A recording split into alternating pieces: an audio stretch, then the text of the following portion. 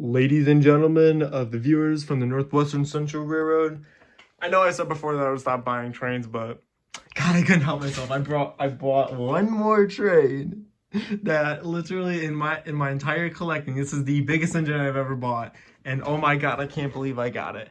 But you know what? I mean, literally.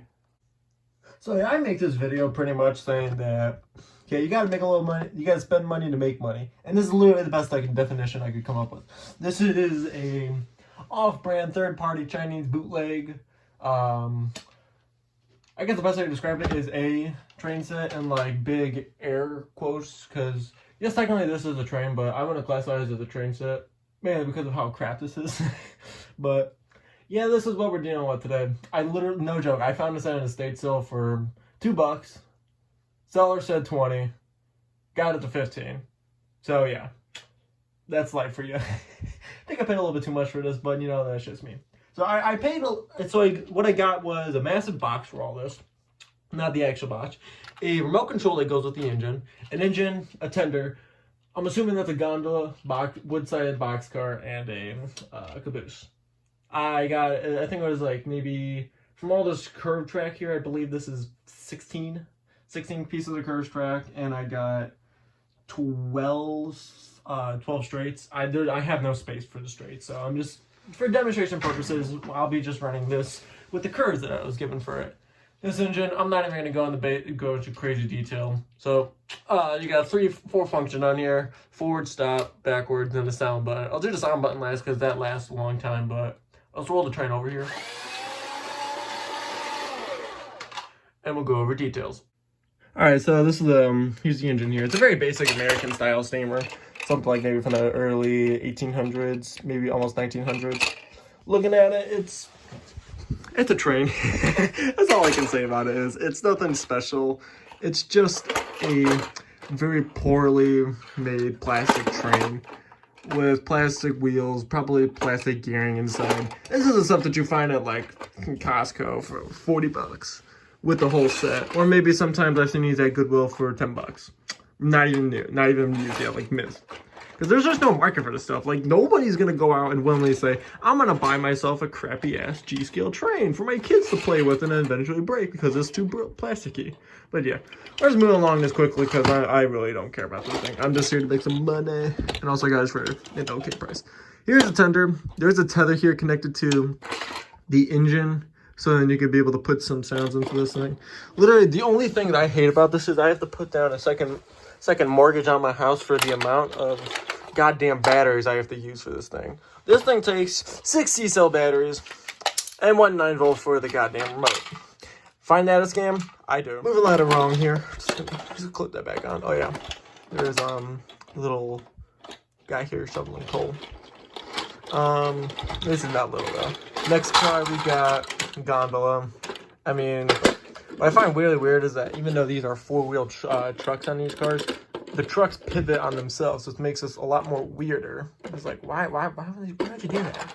It's like, why?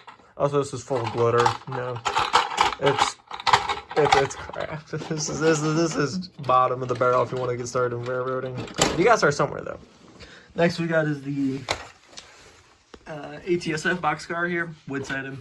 I've opened the doors on it at least. And then it's on the other side as well. And yeah, it's a boxcar. Same thing like the gondola. Trucks pivot with the couplers. And then last we got the massive caboose here. I mean, it's a caboose. I really don't recommend anyone to get these types of sets unless you don't want to spend any money at all and get started in railroading, which is fine. Yes, I understand. The hobby here is very, very expensive. Please check out my video on the catalog overview of the latest 125th anniversary catalog from Lionel. That's the best way to describe this hobby. Overpriced, but yeah. This stuff is so like dirt cheap. It's not even worth it. It's like the price of Bachmann G-scale sets now, where if you can go to a hobby store. I literally went to one that was like maybe 3 hours before I am. They had like one of those big real G-scale, this is not real G-scale, this is like imitation G-scale, like real G-scale electric trains. like with those massive 10-wheelers. They literally was selling one in brand new in box for like 20 bucks. And they were going for like, I don't know, $1,000. Like maybe 2 or 3 years ago. They're not valuable. They really aren't. So that's why when I look at the Bachmann catalog and Lionel catalog, just like some of the train stuff in there is so goddamn expensive. Like, who's gonna pay $1,000 for a G-scale train? Like, when I could get it at like Walmart for $2. But yeah, let's just get started. I don't have a lot of time here, but let's just get started with running a thing. Here's forward.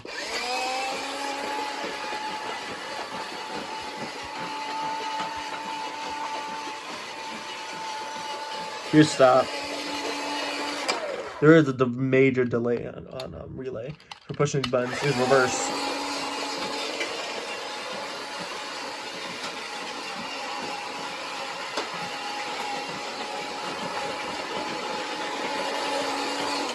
Here's the sound set on here. It's really long, so heads up.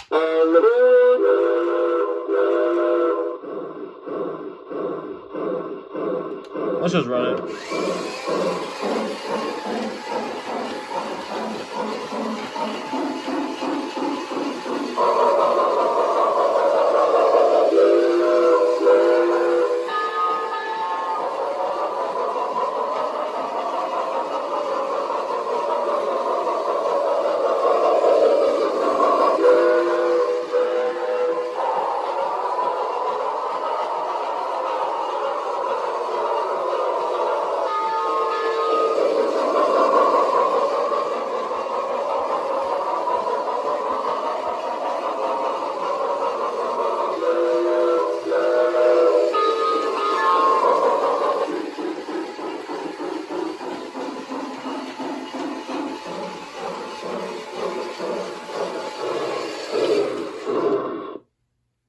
Yeah, that's the whole sequence. So yeah, there's that train. Don't buy this. That's all I gotta say. Don't buy it. Even if you're gonna make some money off it, just don't. It's not worth it. But since we do have a big train here, this calls for an even bigger train crash.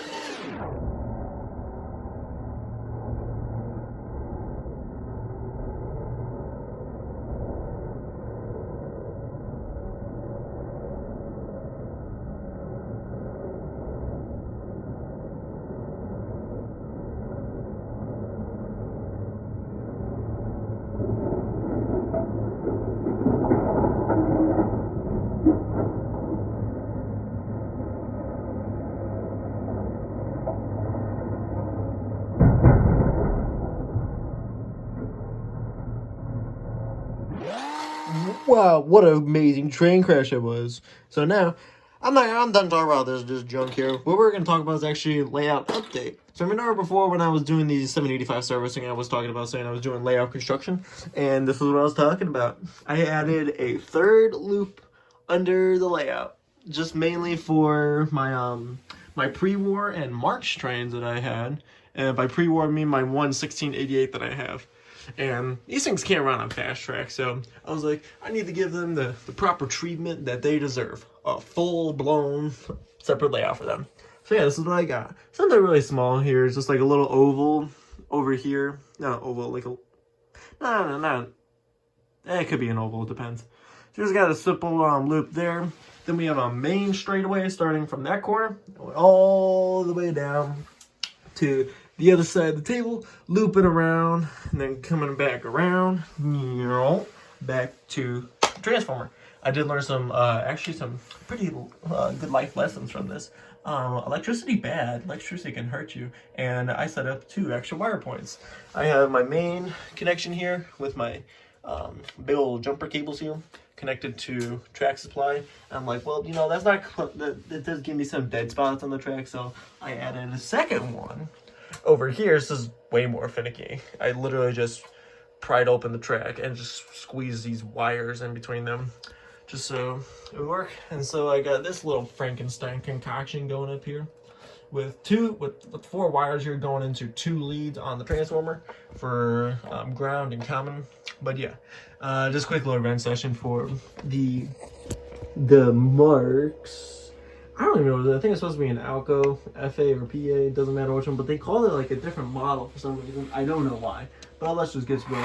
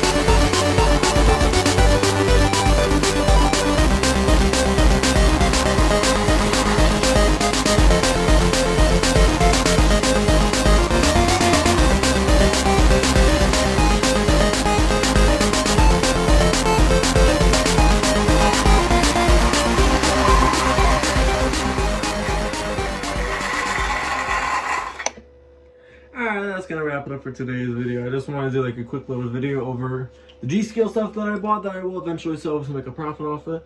So then, you know, so I can actually do need to buy some maintenance products and cleaning equipment for the layout. So yeah, gotta get that stuff going. What else? Glad I made this other layout here so I can actually finally run my Mark Strains even with the single reduction motor.